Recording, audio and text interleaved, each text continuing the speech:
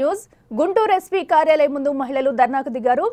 MLA Shravan Kumar అనుచరులు తమపై దాడి చేసి బట్టలు చించి తీవ్రంగా ఇబ్బంది పెట్టారన్నారు కోటీశ్వరం అనే మహిళ. ఆమె తన కూతురుతో కలిసి ఎస్పీ కార్యాలయం ముందు ఆందోళనకు దిగారు. వారిపై దాడి జరిగిందని మేడుకొండూరు పోలీస్ స్టేషన్లో ఫిర్యాదు చేస్తే సీఐ దురుసుగా వ్యవహరించారన్నారు. గుంటూరు జిల్లా ఎస్పీకి ఫిర్యాదు చేయడంతో కేసు నమోదు చేశారు, కానీ నిందితుల్ని అరెస్టు చేయలేదంటున్నారు మహిళలు. మైనర్ బాలిక దాడి కేసులో నిందితులపై కఠినంగా చర్యలు తీసుకోవాలంటూ డిమాండ్ చేస్తున్నారు.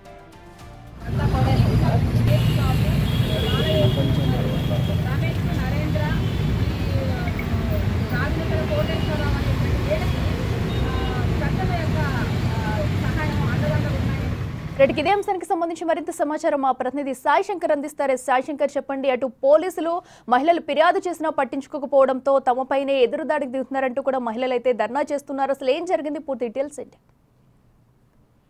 ప్రధానంగా తెనాలి శ్రావణ్ కుమార్ కి సంబంధించినటువంటి అనుచరులు కొంతమంది తమ పైన దాడి చేశారంటూ ఈ రోజు గుంటూరు జిల్లా ఎస్పీ కార్యాలయం ముందు బంకా కోటేశ్వరమ్మ, ఆమె కూతురైనటువంటి మైనర్ బాలిక ఈ రోజు ఎస్పీ కార్యాలయం ముందు ఆందోళన చేపట్టడం జరిగింది. గిద్దల రోసయ్య, అతని భార్య అదేవిధంగా రమేష్ అనేటటువంటి వ్యక్తులు వారిపైన వారి మామయ్య పైన దాడి చేయడంతో పాటు పోలీసులకు ఫిర్యాదు చేశారనేటటువంటి నెపనపంతో మైనర్ బాలిక పైన దాడి చేయడమే కాదు, ఆమెకు సంబంధించినటువంటి బట్టలని అక్కడే అందరూ చూస్తుండగా విప్పి వేశారంటూ కూడా వాళ్ళైతే మేడుకొండూరు పోలీసులకు ఫిర్యాదు చేసినా కూడా మేడుకొండూరు పోలీసులు పట్టించుకోవట్లేదు అనే విధంగా కూడా చెప్పడం జరిగింది. దీనికి సంబంధించి ఎస్పీని కలిసి కూడా ఫిర్యాదు చేశాం. అయితే ఆ తర్వాత కేసు నమోదు చేశారు, కానీ వారికి సంబంధించినటువంటి నిందితులను ఎవరిని కూడా అదుపులోకి తీసుకోవట్లేదు అనే విధంగా కూడా కోటేశ్వరమ్మ ఆవేదన వ్యక్తం చేయడం జరిగింది. అదేవిధంగా మైనర్ బాలికని చూడకుండా కూడా దాడి చేసిన వాళ్ళపైన కూడా కఠినంగా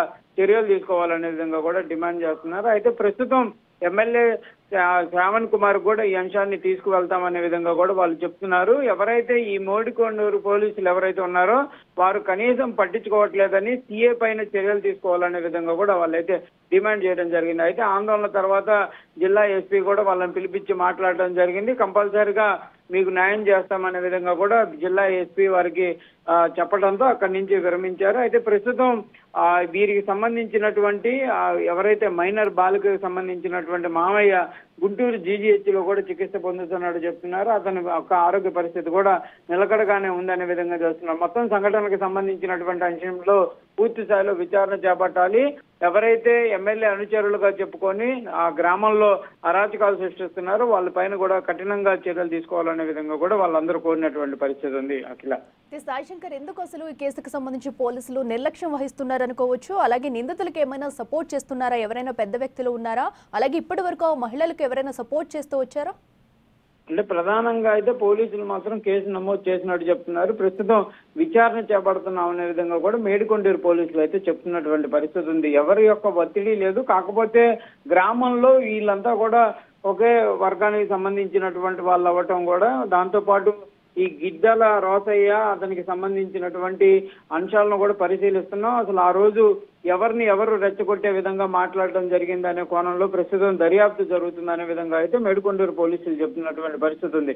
అయితే ప్రస్తుతానికి పొలిటికల్ అంశాలకు సంబంధించి ఎమ్మెల్యేకి సంబంధించినటువంటి అనుచరులు అంటాం, కానీ ఇవన్నీ కూడా జరుగుతున్నటువంటి నేపథ్యంలో ఎమ్మెల్యేకి సంబంధించిన వాళ్ళు ఎవరు కూడా దీనిపైన స్పందించినటువంటి పరిస్థితి అయితే లేదు. మరి ఎమ్మెల్యే శ్రావణ్ కుమార్ ఏమన్నా ఈ అంశం పైన స్పందించేటటువంటి అవకాశాలు ఉంటాయనేది కూడా చూడాలి. ప్రస్తుతానికైతే మాత్రం అసలు ఈ దాడి చేసినటువంటి వ్యక్తులు ఎవరు, వీరు నిజంగానే టీడీపీ పార్టీలో ఉన్నటువంటి నేపథ్యంలో ఉందా, లేకపోతే ఎలాంటి పరిస్థితులు ఉన్నాయనేది కూడా పోలీసులు అయితే పరిశీలిస్తున్నట్టు తెలుస్తుంది. అయితే బాధితులు అయితే క్లియర్ గా చెప్తున్నారు, పోక్సో యాక్ట్ కిందే కేసు నమోదు చేసినప్పటికీ అదుపులోకి తీసుకోలేదు కాబట్టి కంపల్సరీగా పోలీసులపై చర్యలు తీసుకోవాలనే విధంగా కోరుతున్నటువంటి పరిస్థితులు కనిపిస్తున్నాయి.